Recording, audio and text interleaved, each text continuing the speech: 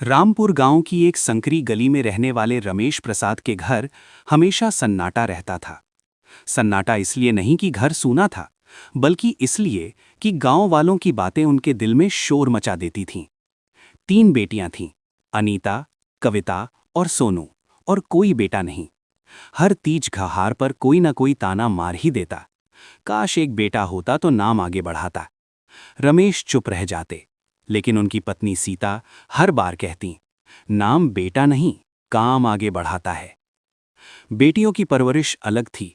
रमेश ने ठान लिया था कि उनकी बेटियां किसी लड़के से कम नहीं होंगी। अनीता को साइकिल और बाइक चलाना सिखाया, कविता को घर के फैसलों में शामिल किया और छोटी सोनू को बचपन से ही हिम्मत और आत्मसम्मान का पाठ पढ़ाया।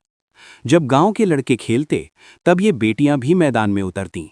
जब लोग हंसते, तब रमेश गर्व से कहते, मेरी बेटियां बेटे से ज्यादा मजबूत हैं। मुसीबत का समय। एक दिन रमेश को अचानक लकवा मार गया।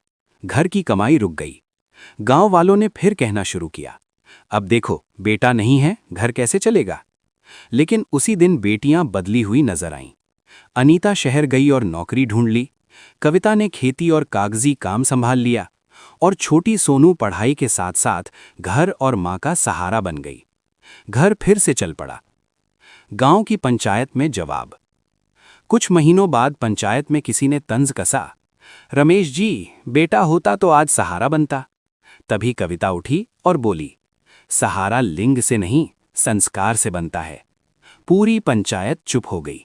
लोगों की नजरें झुक गईं। समय ने सबको जवाब दे दिया। कुछ सालों बाद रमेश फिर से चलने लगे। तीनों बेटियां अपने अपने पैरों पर खड़ी थीं।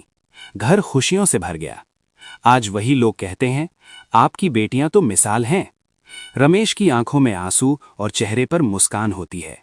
वे कहते हैं, अगर घर में बेटा ना हो तो बेटियों को बेटों की तरह समझो, क्योंकि जिम्मेदारी निभाने में बेटियां किसी से कम नहीं होती।